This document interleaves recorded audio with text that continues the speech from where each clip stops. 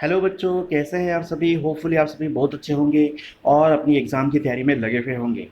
जैसा कि आप सभी को पता है कि पिछले साल लॉकडाउन की कंडीशन थी, जिसमें मैंने आप सभी को क्लास 8 सोशल साइंस के लगभग सारे वीडियोस प्रोवाइड कर दिए। तो इस साल जो है दोस्तों, आप सभी भी परेशान होंगे कि सर वीडियो नहीं अपलोड कर रहे हैं। तो देखिए, क्योंकि इस साल भी तो लॉकडाउन हो गया, तो इसलिए मैंने डिसाइड करा है कि इस साल मैं आप सभी के लिए मैथ्स के वीडियो लेक्चर प्रोवाइड कराऊंगा। अब ये मैथ्स के वीडियो लेक्चर मैं आपको किस तरीके से प्रोवाइड कराऊंगा, आप ये स्क्रीन पे देख सकते हो दोस्तों। हम पढ़ने वाले हैं वास्तविक संख्याएं, जिसमें हम रियल नंबर्स के बारे में जानेंगे कि वास्तविक संख्याओं को रियल नंबर्स एक्चुअली कहते हैं और ये किस किस टाइप के क्वेश्चन इसे पूछे जाते हैं। आपके सारे एक्सरसाइज को हम इसमें सॉल्व करेंगे और साथ ही मैं ये कंप्लीट लेक्चर हिंदी और इंग्लिश दोनों लैंग्वेज में लेने वाला हूं दोस्तों, ताकि आप सभी का नॉलेज जो है ग्रोथ कर जाए। क्योंकि खाली आप हिंदी में सीखोगे तो आगे जा करके आपको, अगर जिस समय आप कॉलेजेस में पहुंचोगे, या मान लो आप इंजीनियरिंग करने जा रहे हो, या मान लो आप नीट की तैयारी करने जा रहे हो, तो उस टाइम पे सभी इंग्लिश वर्ड यूज होगा। यानी कि अगर आप मान लो डॉक्टरी की तैयारी करने जा रहे हो या इंजीनियरिंग की तैयारी करने जा रहे हो, तो वहां पे तो इंग्लिश के वर्ड्स मिलेंगे आपको। तो फिर कैसे करोगे, वो दिक्कत हो जाएगी। तो इसलिए जो है मैं आप सभी को ये लेक्चर हिंदी और इंग्लिश दोनों में प्रोवाइड कराऊंगा। ओके, तो इसी के साथ हम इस लेक्चर की शुरुआत करते हैं। वैसे हम यहाँ पे परिमेय और अपरिमेय संख्याओं के बारे में जानने वाले हैं, तो थोड़ा बहुत आपका पुराना जो कॉन्सेप्ट है वो क्लियर तो होगा ही सही। तो इसी के साथ इस चैप्टर की शुरुआत करते हैं। तो होपफुली आप जैसे मेरे सोशल साइंस के लेक्चर को पसंद कर रहे थे, उसको शेयर कर रहे थे अपने दोस्तों में, वैसे ही आप मैथ्स के लेक्चर को भी अपने फ्रेंड्स में, अपने रिलेटिव्स में, अपने सारे कलीग्स में, अपने सारे जितने भी आपके पहचान वाले हैं, सब दोस्तों को शेयर करोगे। और हाँ, हमारे जो नए व्यूवर्स हैं वो हमारे चैनल को सब्सक्राइब जरूर करेंगे, क्योंकि इसके लिए आपको कोई कॉस्ट या 1 रुपये भी खर्च करना नहीं पड़ेगा। आप ट्यूशन पढ़ने जाओगे, आपको वहाँ पे आपको फीस देनी पड़ती है, लेकिन इस वीडियो को देखने के लिए आपको 1 रुपये खर्च करना नहीं पड़ेगा। आप मेरे से अगर डाउट पूछना चाहो तो आप कमेंट सेक्शन में पूछ सकते हो। जितने डाउट चाहे आप मुझसे पूछना चाहो पूछ सकते हो, मैं आपको रिप्लाई जरूर करूँगा। दूसरी बात, मैं उसमें अपने टेलीग्राम का नंबर भी डाल दूंगा, जिससे जो है आप मुझे मेरे टेलीग्राम में भी कनेक्ट हो सकते हो। ओके, जिससे आपका भला हो जाएगा और आप बहुत सारी इंफॉर्मेशन लोगे। ओके, अगर आप टेलीग्राम यूज़ नहीं करते तो मैं अपना व्हाट्सअप नंबर आपको दे देता हूँ, क्योंकि टेलीग्राम सारे बच्चे यूज़ नहीं करते, 9th वाले खास करके। तो मैं आपको व्हाट्सअप नंबर अपना दे देता हूँ, जिसमें आप मुझसे क्वेश्चन कर सकते हैं। मेरा व्हाट्सअप नंबर आप नोट कर लीजिए, 7024028834। बस आपको ये बताना होगा कि I am a YouTuber, I am YouTube viewer. आपको ये बताना होगा या आपको ये बोलना होगा कि आप कौन से स्कूल से हो, आपका नाम क्या है और आप कौन से क्लास में हो और आपका डाउट क्या है। बस आपको ये पूछना होगा। ओके, तो आप ऐसा कर सकते हो। आप इसमें कमेंट करके आप मुझसे सारी इन्फॉर्मेशन ले सकते हो। कोई भी करियर रिलेटेड भी अगर आपके डाउट्स हैं तो आप मुझसे कंसल्ट कर सकते हो। सो इसी के साथ हम ज़्यादा बात ना करते हुए लेक्चर की शुरुआत करते हैं बच्चों। लेकिन एक और चीज पे आपको ध्यान देना है कि आपको स्किप करके नहीं देखना है, क्योंकि मैथ्स एक ऐसा चीज है जो लिंक्ड होता है भाई। अगर आप इसको स्किप मारोगे तो फिर सीख ही नहीं पाओगे। और वैसे भी आपके 9th क्लास की जो मैथ्स की जो आपको बुक है, उसमें जो है ज़्यादातर जो वीडियोस बनते हैं यूट्यूब में, वो बोर्ड एग्जाम के लिए बनते हैं, 10th 12th के लिए। 9 का वीडियो आसानी से नहीं मिलेगा। और ये जो है मैं आपको बहुत ही बेहतरीन तरीके से समझाने वाला हूँ, तो आपको आसानी से समझ में आ जाएगा पूरा का पूरा। सो चलिए लेक्चर की शुरुआत करते हैं। तो आप देख सकते हो, जैसे कि पहले टॉपिक आपके बुक में यहाँ पे बताया गया है कि प्राकृत से परिमेय तक, यानी नेचुरल टू रेशनल नंबर के बारे में। तो यहाँ पे देखिए, यहाँ पे एक छोटी सी लाइन कही गई है कि मनीषा और सलमा ने इन्हें एन, डब्ल्यू, जेड और क्यू में नीचे दिए तरीके से बांटा है। अब आपको ये समझना है कि एन, डब्ल्यू, जेड और क्यू का मतलब क्या होता है। तो आप इसमें पूरे डिटेल में मत जाओ, आपको मैं बता रहा हूँ कि एन को हम प्राकृत संख्या कहते हैं। अब आपके दिमाग में क्वेश्चन आएगा, सर एन क्यों कहते हैं उसको, क्योंकि उसको हम नेचुरल नंबर कहते हैं। उसके बाद क्या है, पूर्ण संख्या। पूर्ण संख्या किसे कहेंगे, तो होल नंबर। पूर्ण यानी क्या होता है, होल होता है, आपको इतना तो पता ही होगा। WHOLE, होल यानी कि पूर्ण होता है, तो होल नंबर इसको कहेंगे। उसके बाद आता है आपका पूर्णांक संख्या, यानी कि इंटीजर।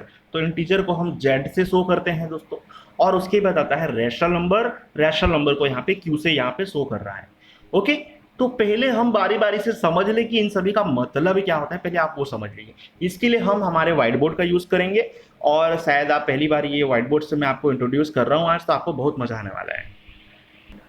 तो देखिए दोस्तों, सबसे पहले हम जान लेते हैं यहाँ पे कि आखिरकार इसको बांटा कैसे गया है। तो देखिए, एक्चुअली में जो है, सबसे पहले आपको पता होना चाहिए कि रियल नंबर क्या होता है। तो रियल नंबर तो आप जान ही रहे होगे ना, वास्तविक संख्याओं को रियल नंबर कहते हैं। मतलब जितनी भी संख्याएं हैं वो सभी रियल नंबर में आती है। जितनी भी संख्याएं हैं वो सभी रियल नंबर में आती है, यानी वास्तविक संख्याओं में आती है। अब उसके बाद आपके दिमाग में आ रहा होगा क्वेश्चन कि सर नेचुरल नंबर क्या होता है। सर नेचुरल नंबर, तो उसको जानने से पहले आपको जानना पड़ेगा होल नंबर। सबसे पहले आप इसको लिखो, अपने कॉपी में नोट डाउन करो, होल नंबर। नंबर को मैं शॉर्ट में लिख रहा हूं, होल नंबर यानी कि होता है आपका पूर्ण संख्या। ओके, आप अपने कॉपी में लिखते चलो। पूर्ण संख्या का मतलब क्या होता है? जब हम संख्याओं की गणना जीरो से आरंभ करते हैं, 0 1 2 3 4 5 6, ये होता है हमारा पूर्ण संख्या दोस्तों। ये क्या होता है? हमारा पूर्ण संख्या। ओके, आपको आई थिंक समझ में आ गया होगा। एक बारी मैं फिर से लिख देता हूं ताकि आप इसको नोट डाउन कर लो। हम बात कर रहे हैं होल नंबर्स की, जिसको आप कहते हो पूर्ण संख्या। जब हम संख्याओं की गणना जीरो से स्टार्ट करते हैं, 0 1 2 3 4 ऐसे करके आप अनंत तक यानी कि इन्फिनाइट तक जब आप इन संख्याओं की गणना करोगे तो वो पूर्ण संख्या होगी। दूसरा आता है आपका नेचुरल नंबर। नेचुरल नंबर क्या होता है? ये होता है प्राकृतिक संख्या। तो प्राकृतिक संख्या को आप कैसे गणना करोगे, चलिए इसको भी बता देते हैं।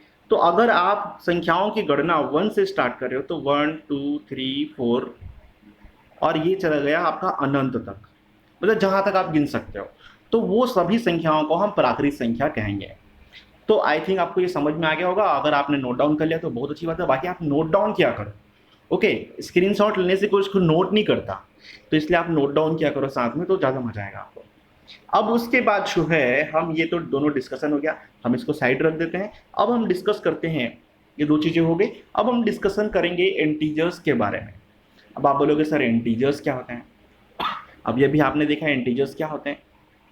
ओके, जब आप क्या करते हो नंबर लाइन में, यहाँ पे पहले मैं टॉपिक का नाम लिख दूं भैया, इंटीजर्स। ये आपके इंटीजर्स हैं। अब यहां देखिए, इंटीजर्स यानी कहा गया है पूर्णांक संख्या। ओके, इंटीजर्स यानी क्या कहा गया है? पूर्णांक संख्या। आप उसे जेड से मेंशन करते हो, तो हम इसको दिखा देते हैं भैया। चलो, इंटीजर्स क्या होते हैं? यानी कि पूर्णांक संख्या होते हैं।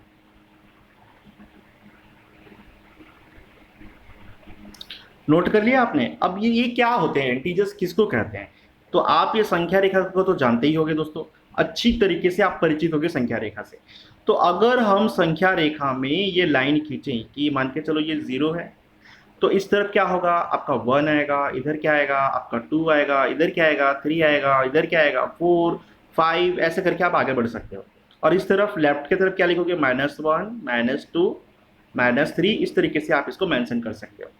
तो इन सभी संख्याओं को जो ऋणात्मक होंगी, धनात्मक होंगी, उन सभी संख्याओं को जीरो के साथ में हम इंटीजर्स कहेंगे, यानी कि पूर्णांक संख्या कहेंगे।